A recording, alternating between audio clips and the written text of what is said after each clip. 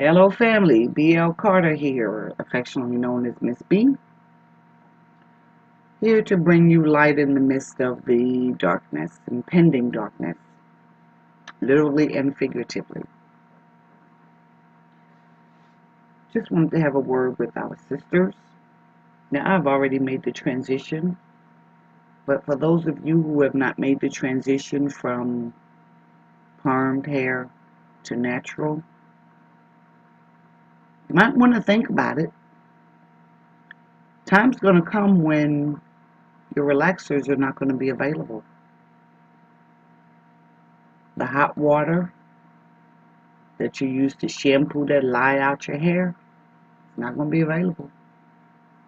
I hate to have you try it and be at a creek somewhere trying to get it out with cold water and wind up bald. For those sisters who still spend quite a bit of time and energy and money at the Asian beauty supplies, or any beauty supply, let me correct that, but we know who traditionally owns them, buying the additional hair, yarn, weavage,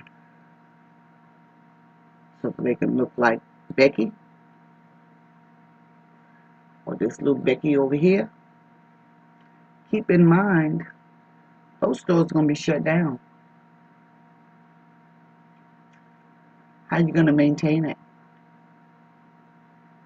And in all honesty, it's going to get in the way. If you're in the middle of the trenches trying to deal with stuff, trying to survive, that hair is going to get in your way. And so if you got a wig on, you're probably going to snatch it off. If you got a weave in, you'll be trying to find the first pair of scissors to cut those threads out of your head to get down to your hair. And if you still got permed hair underneath, the last thing you want to do is transition on your head while you're transitioning in life.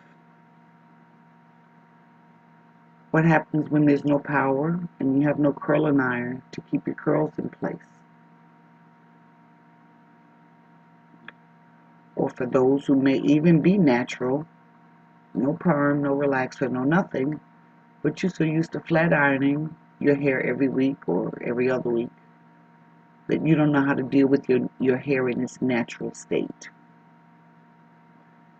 Please tell me you do not have a plan to use your propane burner to heat your device as we see in this picture here.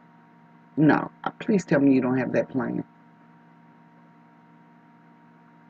I think you could probably use your propane for better purposes. Cooking, maybe, heating, boiling, purifying your water. I took the liberty to give you a couple examples of some pictures. Not to say this is something that I personally like or would wear, but just some examples that might help you through the power outage and the downtime.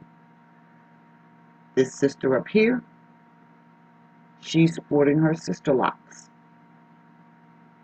Now when they're put in, they're based on whatever your hair length is, and they continue to grow and grow and grow. Similar concept to the dreads. Very similar concept. Once they're in, they're in. And of course, they have to be maintained. But in a survival situation, I'm sure your boo won't mind that you haven't maintained your roots. Or you could learn how to maintain the roots yourself. And you be the person maintaining the roots for those in the community wherever you end up.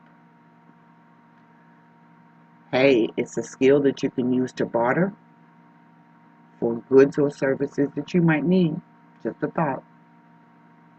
Sister girl over here has got her hair braided and up in a bun. Now, if your hair is not long enough to do that, you might have some issues with having a bun like that.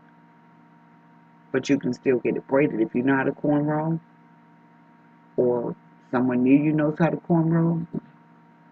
And if you don't, you might want to start learning. And then sister girl down here in the lower right corner, her hair is twisted. Her hair is in its natural state. It's not flat ironed. It's not permed. It's her natural hair. And it appears that she just took a comb, went straight down the middle, parted it, and twisted it. So if you don't know how to twist, you might want to learn. Actually, I suggest you go ahead and get rid of that perm or that relaxer. Go ahead and start growing it out. Some people do the full chop, whatever it is you want to do, to each his own. But start learning how to deal with your hair in its natural state. Because whether you like it or not, time's going to come where you're going to be forced to deal with it in its natural state. And honestly, if somebody by chance had a camera, I'd want them to take a decent picture of me.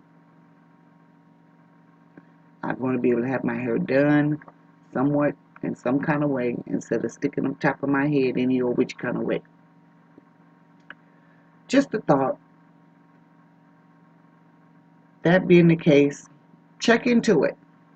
Check into it, but I promise you, don't let me come by your house and see you using your propane to heat up your curling irons or your flat irons.